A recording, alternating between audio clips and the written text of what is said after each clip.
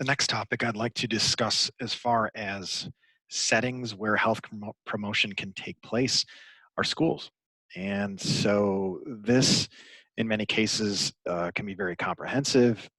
In many cases, it is not done well. And so we see a lot of variability in terms of how much this is a priority for school systems and some of the outcomes that they're seeking.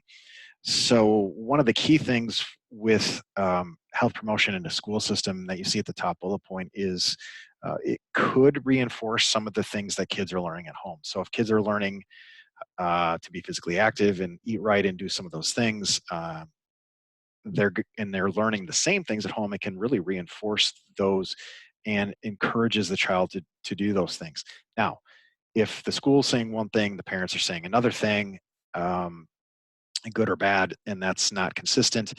This is going to be a real challenge for the school system to try and undo some situations where parents are consuming alcohol on a heavy basis, and using tobacco, not living a healthy lifestyle.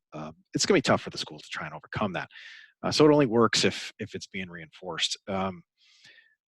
School-based programs really can help with student behavior and with their academic performance.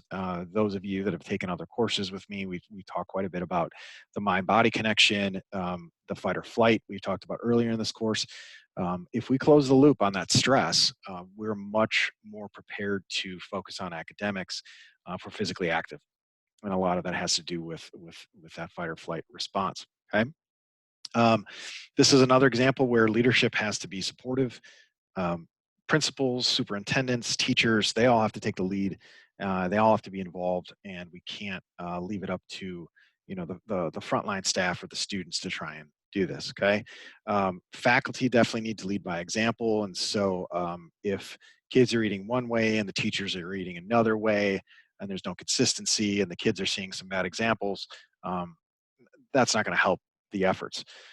Physical education, we talked about this a little bit already in the class. Clearly, that is being pushed to the side in many school districts. Even recess is being pushed to the side, and clearly, especially younger kids need that physical activity on a regular basis in order to be able to focus their minds on other tasks. Healthy food options, we've also mentioned this in terms of some of the efforts by the Obama administration to overhaul the uh, lunch programs and other things like that. While well intended, you all probably know even better than I do that that was not popular, and many districts have tried, but it's a tough undertaking to try and get kids to eat healthier at the school. Um, the initiatives have to be integrated with other efforts to promote teamwork. So teachers working together, teachers working with kids, kids working with kids. That's really helpful.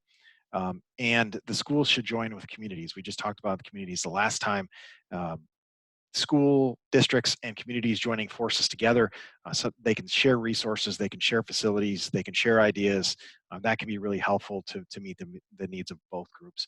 The YouTube video I included is an example of a school district in Pennsylvania that involved faculty and staff and students in health promotion efforts, and definitely had some great outcomes. All right, so the other setting I'm going to mention here is the college and university, the place you are. They also have some potential to promote health, and there's some things that are essentially built into most colleges and universities that are already there that provide the opportunity for students. The on-site fitness facilities, and sometimes the larger universities will have multiple facilities that students can use. Obviously, it's included with the tuition, and the students in many ways have no reason not to be physically active because the stuff is right there within walking distance. Many colleges and universities have healthcare right on site. That could be a nurse practitioner, could be a physician assistant, could be an MD that works right there. In addition, there's potential for health promotion staff to work there to help students improve their nutrition and physical activity and stress management and other things. This is becoming a relatively common thing where people with health promotion backgrounds actually work at colleges and universities specifically focused on students. Um, College and universities also have the opportunity to provide healthy dining options, and you might be rolling your eyes at this point with the Commons, but they do have the G Station. They do have some healthy options, but you all know in terms of the competing options that may be in some of those places. Colleges and universities also have recreation available, whether that's on campus or off campus. They have counseling services for mental health issues. There's a variety of social opportunities. Uh, there's spiritual groups or in facilities on campus. You have a Rev Tim at Piedmont. You have others that are available. And then obviously you have intramurals, and many of you are athletes, and you're able to be physically active as a result of what's available at the college. The book goes through what coordinated higher education health promotion can look like. And this is kind of the next level of a very effective health promotion program at a college and university. Typically, these programs are going to involve both the staff and the students, the faculty, the staff, and the students. And it's going to involve all those groups having everybody work together. Typically, they're going to be measuring outcomes so they can evaluate how effective these programs are.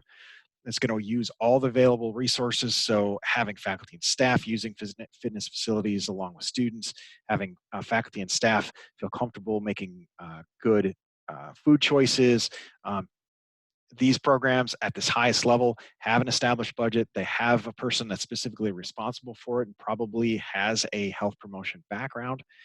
And it addresses the unique needs of the student population. So students are provided with an opportunity to provide some input, and the health promotion efforts are based around what it is that they feel like they need. I did include a video here as well. It's an example from the University of Delaware about a very comprehensive university health promotion program and what that looks like. So you can check out that link to get a better sense of this setting. Right, so that's it for this now. We just have a little bit to finish up with this chapter. We'll talk about worksite health promotion, which you've mentioned a little bit already, and that's what you'll see next time. All right, thanks.